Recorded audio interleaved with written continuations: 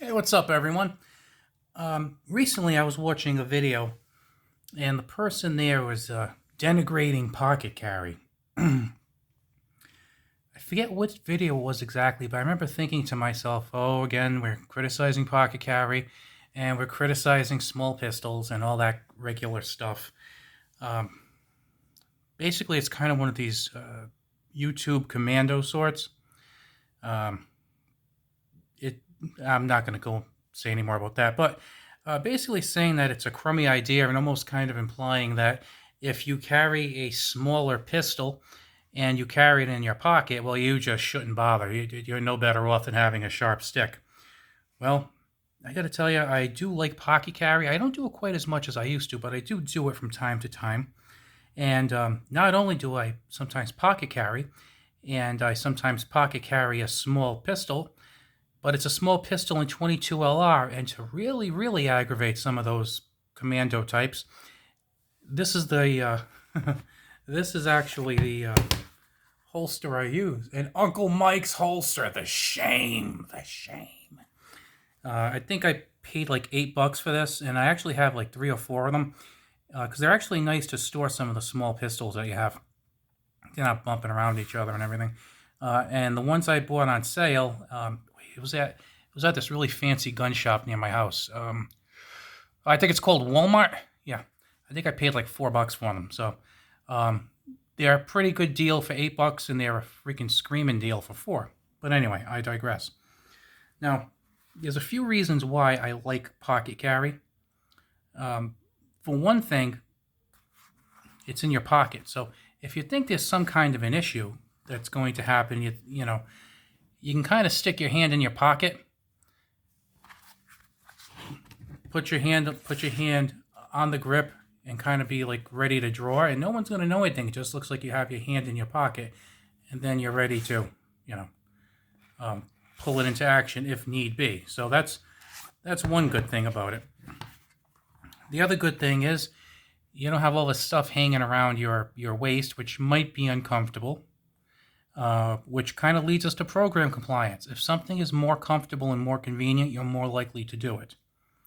I really like my Glock 29. I have carried my Glock 29, but it's not the most comfortable thing to carry. I had carried a 1911. I didn't do that very much. I found it uncomfortable to carry. Beautiful gun. I love it.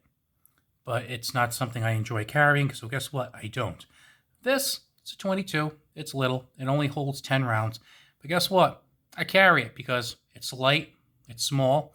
I don't know it's there. It's pretty easy to conceal. So, I mean, it's got a lot of good stuff going for it. Now, granted, if I'm out someplace and there's some type of a terrorist attack, I won't be able to thwart Al Qaeda with it with my 10 rounds of 22. But basically, for the bad things that might happen, I think it would probably cover a lot of the bases. So I'm pretty good with it. Now, with the holster here. Now this one I like. This comes actually in 4 sizes. There's a size I think like 1, 2, 3, and 4. This is the size 3, so it's one of the larger ones, believe it or not. And for this gun, I think it's perfect because the barrel goes just about down to the bottom, and you can hold the grip. Now, some people might prefer it to be out a little bit more, and I can understand that. And I think actually this might be even better. This is a size 3, maybe a size 2 would be much better, so you can get a little more purchase on the grip. So that's something to look forward to. Like I said, with me, I kind of would get like a finger and a half to pull, and it's not really in a natural position there, so maybe a 2 would be better for this particular handgun. Now, I've seen some pocket holsters where instead of being kind of like up and down like this, like kind of boxy, they actually flare out a little bit to the sides. And I'm thinking something like that might be a good idea to purchase too, because I think some of this is kind of dependent on the types of pockets you have. Some pockets are kind of wide, some are kind of deep pockets, and you wouldn't want it to tip over, because you want to make sure that you have a good draw when you're taking it out. And the other thing is you want to make sure that this material is, for lack of a better term, sticky, and it kind of stays in and grips onto the side of your pocket, so that when you're pulling the gun, you're pulling this.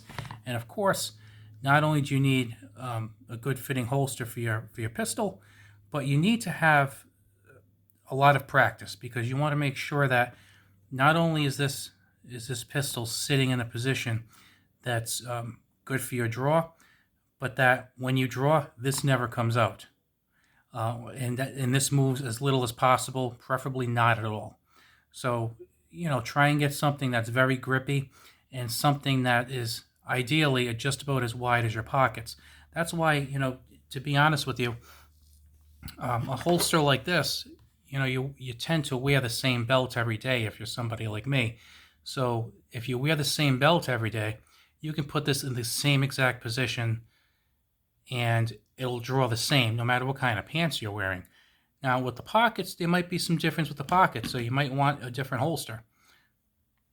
So just something to think about.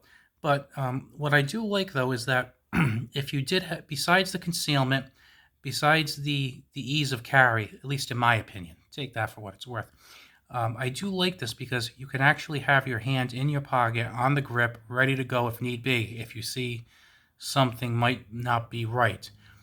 Whereas having to, say, reach under a garment, whether it be, a shoulder holster that you have under a suit jacket or an outerwear jacket, or, putting your hand like under your shirt to access something on your waist, or under the front of your shirt for appendix style. Now, I'm absolutely aware that some people practice a lot. They could do it quickly. I agree with you.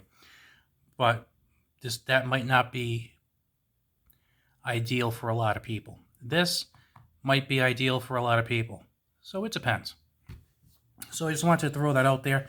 Like I said, these Uncle Mike's holsters, I know a lot of people criticize Uncle Mike's holsters, and I've experienced some of his inside the waistband and outside holsters, and I don't like them. These are the only holsters that I really do like, and if you can get them for like $8, $9, they're great. Not only for putting in your pocket and making sure the trigger guard is covered, and it prevents it from printing, which is another nice thing. I mean, because it could be a cell phone in your pocket, we don't know. But the other nice thing is if you look at how much of this handgun is covered, if you have some some stuff in your safe, maybe you don't have a ton of room in there, you can store your smaller pistols in this, and you can maybe line them up and they're not banging against each other and getting scratched and whatnot. So it's also a really nice method of storage. And if you look at some of the gadgets and gizmos that are out there for safe storage, some of them can be a lot of money. So if you can pick something like this up for $8 or less, it might be a nice way to store some of your smaller pistols and some of your pocket pistols. Just a little idea out there. I bought these a while back. Like I said, I bought them at Walmart.